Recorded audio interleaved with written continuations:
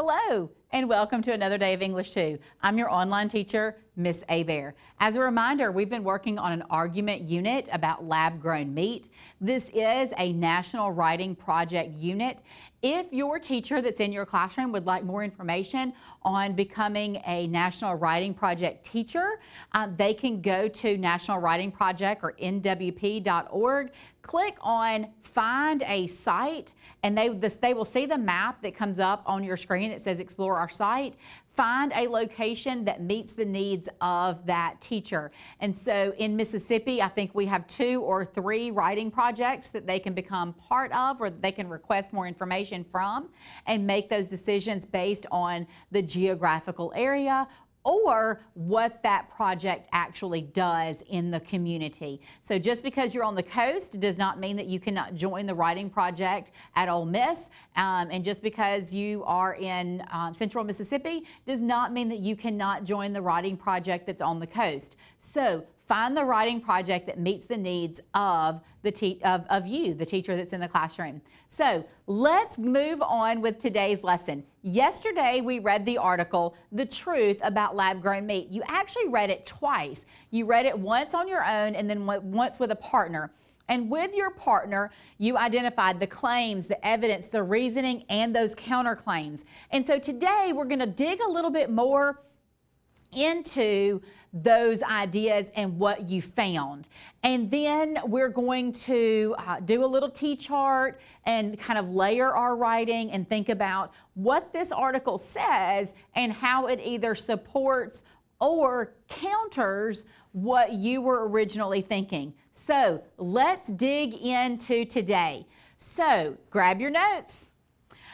Let's talk about the main idea or the main claim. The main claim of the article is not always explicit. Sometimes it's presented at the beginning and it's reiterated all throughout the article. It's highlighted the entire time. So if we take the idea that the overall claim for this article is lab-grown meat is a promising alternative to conventional meat production, offering potential benefits in terms of sustainability, ethics, and efficiency.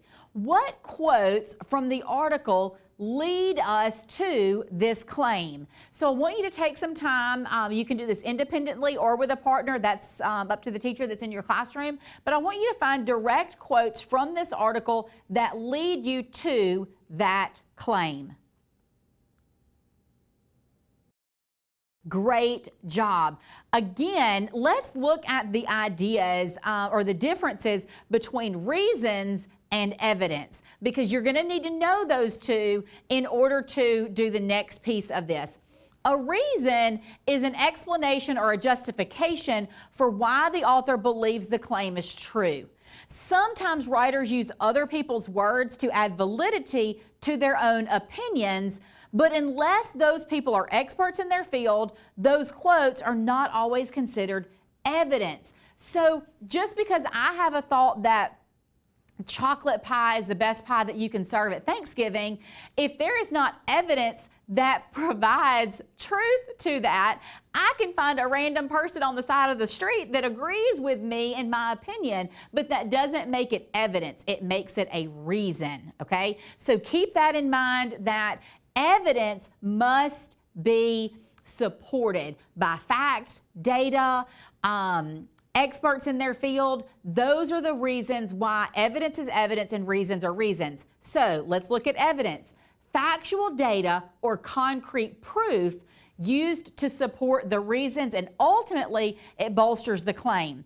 Always, always, always, evidence is going to be concrete data. It includes facts, it includes statistics, expert testimonies, research findings, direct observations. All of that can be verified. So let's go back to my idea about chocolate pie at Thanksgiving. I want chocolate pie. I think chocolate pie is the best.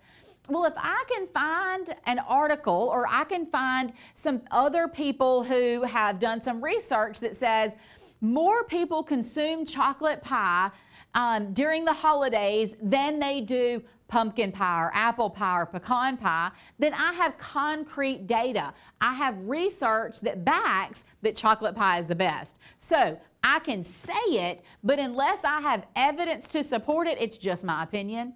So know the difference between those two, because now we're going to be looking for some evidence and we're going to be looking for some reasons that support the claim that we identified. So let's look real quick at what our claim was again. Lab-grown meat is a promising alternative to conventional meat production, offering potential benefits in terms of sustainability, ethics, and efficiency. What quotes from the article support the claim? And those are the reasons, not the factual data, the reasons. So I want you to find at least 2 quotes from this article that support this claim. The reasons, not the evidence.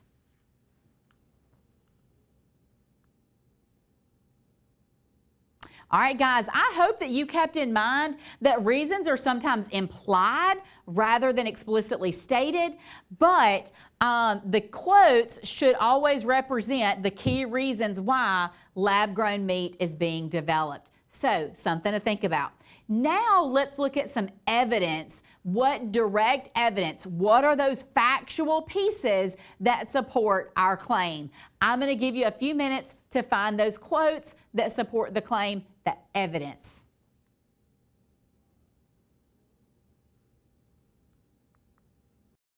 All right, I hope that you remembered our definition for evidence. That's statistics, that data, those expert testimony. Think about all of those. If you need to go back and make some changes, you go back and make some changes. All right. The next thing I want you to think about is there's always going to be some ambiguity in categorizing something, whether it's evidence or reasons or claims, especially. So if sometimes those sentences can serve a dual purpose. One sentence might provide your evidence and your reason. Always be prepared to justify your choices and how you make those decisions. So now I want you to create a T-chart about this article. So one of those articles, remember we did that whole people sitting at a table and who the people were that were talking. Today I want you to do a T-chart, and I want you to go back to some of those claims that you identified, some of that evidence that you identified, and I want you to have a T-chart. Now one side, I want you to give a direct quote. This is what the article says, or this is what a person from the article says. It says on one side, and then on the other side, you say. So what is it that you say about that quote? So I'm going to look at the sentence, will burger lovers choose meat grown in a lab over conventional meat? So that's just that very first question in that title, right after the title. And so the article asks that question, and what do I say to it? Now, I don't want just you to have those questions and those answers because you've already answered those questions with the evidence. But I want you to think about what the article says, what you identified as a claim, what you identified as evidence, what you identified as reasons, or what you identified as a counterclaim. So what is it that the text says, and what is your response to it? So I want you to find, I don't know, 2 or 3 of your codes from your reading, write them on the T-chart, and then write what you think about what is said in that text.